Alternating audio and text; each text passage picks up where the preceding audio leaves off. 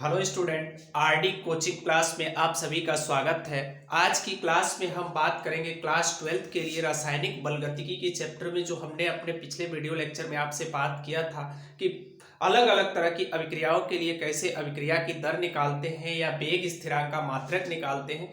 आज हम देखेंगे कि उनके लिए समाकलन समीकरण कैसे निकालते हैं। तो सबसे पहले आज हम बात करेंगे शून्य कोटि की अभिक्रिया के लिए। शून्य कोटि की अगर अभिक्रिया है,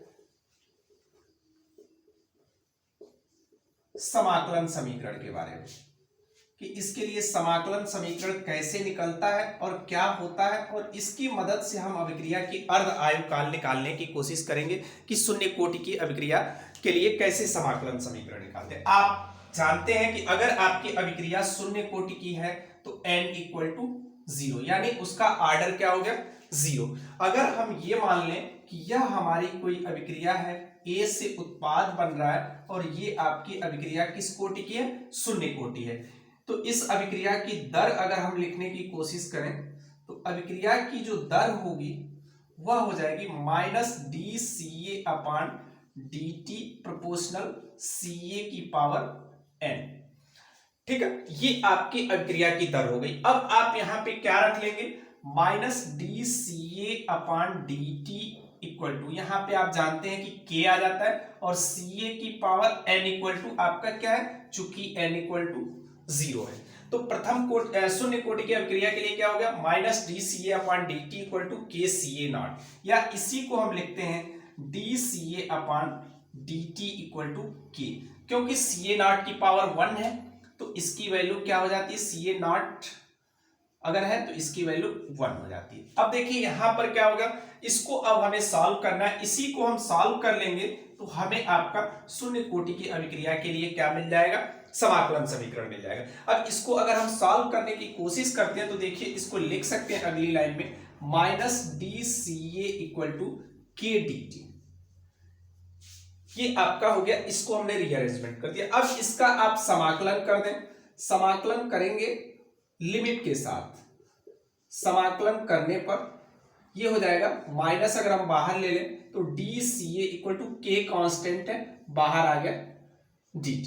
ठीक है, अब देखिए जब आपकी अभिक्रिया शुरू नहीं हुई होगी, यानी t इक्वल टू 0 पर इसकी प्रारंभिक सांद्रता अगर CA0 है और अभिक्रिया शुरू होने पर t पर ये CA हो जाता है, तो लिमिट आपकी क्या हो गई, 0 से t और CA0 से C। अब इसका जब आप इंटीग्रेशन करेंगे तो ये निकल के आएगा CA और इसकी power CA0 minus CA equal to k और t की पावर 0 टू t। अब यहां पर हम क्या कर लेंगे, इसकी लिमिट रख लेंगे। लिमिट आप रखते हैं तो आप जानते हैं upper limit minus lower limit equal to k into t minus 0। अब देखिए यहां पे क्या हो गया, CA minus CA0 equal to k into t, minus का मल्टीप्लाई अगर हम अंदर कर देते हैं तो ये हो जाता है CA0 minus CA equal to KT। ये आपका क्या हो गया, फाइनल एक्सप्रेशन आता है। इसी को हम इतना भी लिखते हैं, यही जो एक्सप्रेशन है आपका, इसको हम इतना लिख लेते हैं। यहां के बाद से अगर हम यहां देखने की कोशिश करें तो ये आपका क्या था, -CA माइनस CA0 है, ये आपका हो जाएगा CA0 minus CA equal to KT। यह आपका समाकलन समीकरण कहलाता है प्रथम कोटि की अभिक्रिया के लिए। प्रथम कोटि की शून्य कोटि की अभिक्रिया के लिए आपका समाकलन समीकरण ये निकल के आता है। इस तरीके से हम आपका क्या देखने की कोशिश करते हैं कि अगर आपकी कोई अभिक्रिया शून्य कोटि की है तो इस अभिक्रिया के लिए हम समाकलन समीकरण कैसे निकालेंगे और किन किन पैरामीटर्स को ध्यान में रखना है। ठीक है, दूसरी चीज इसमें जो सबसे इंपॉर्टेंट देखने की है वह आपका क्या है कि इस अभिक्रिया के लिए अर्ध आयु काल हमें निकालना है। सबसे पहले तो इसमें हम ये जाने कि अर्ध आयु काल क्या है।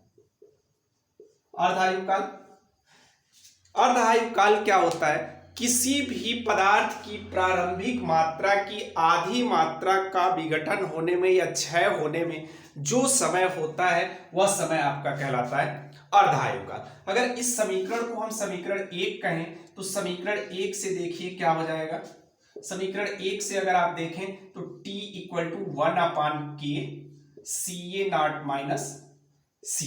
ये आपका हो जाएगा और इसको हम समीकरण 2 कहते हैं। अर्ध आयुकाल की स्थिति में क्या हो जाएगा, चूंकि t इक्वल टू क्या हो जाएगा, अर्ध आयुकाल को हम t हाफ से प्रदर्शित करते हैं और जो आपका CA है ये कितना हो जाएगा, CA नॉट बाई 2, यानी प्रारंभिक मात्रा की आधी मात्रा क्षय होने में जो समय होता है वह आपका अर्ध आयुकाल है। समीकरण 2 में ये वैल्यू अगर हम रखते हैं तो देखिए हमें क्या मिल जाएगा, t की जगह पे कितना आ गया, t हाफ 1/k और ये क्या हो जाएगा, CA नॉट आपका रहेगा ही और ये हो जाएगा CA नॉट अपॉन 2। अब इसको आप यहां से सॉल्व कर लें तो देखिए क्या हो गया, t half equal to 1/k 2CA naught minus CA upon 2 हो जाएगा। यहाँ पे एलसीएम 2 है इसका तो ये हो जाएगा 1/k, इसको सॉल्व करेंगे तो CA नॉट अपॉन 2, यानी इसको आप लिख सकते हैं t half equal to CA naught upon 2k।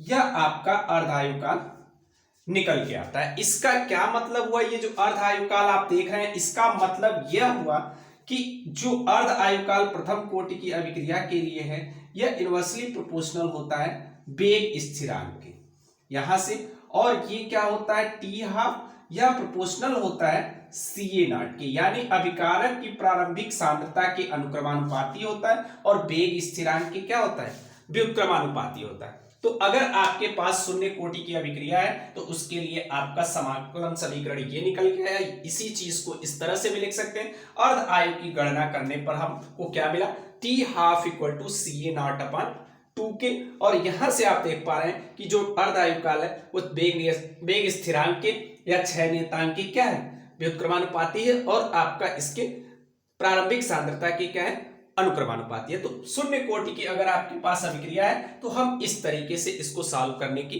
कोशिश करते हैं, इसका समाकलन समीकरण निकालने की कोशिश करते हैं। Thank you.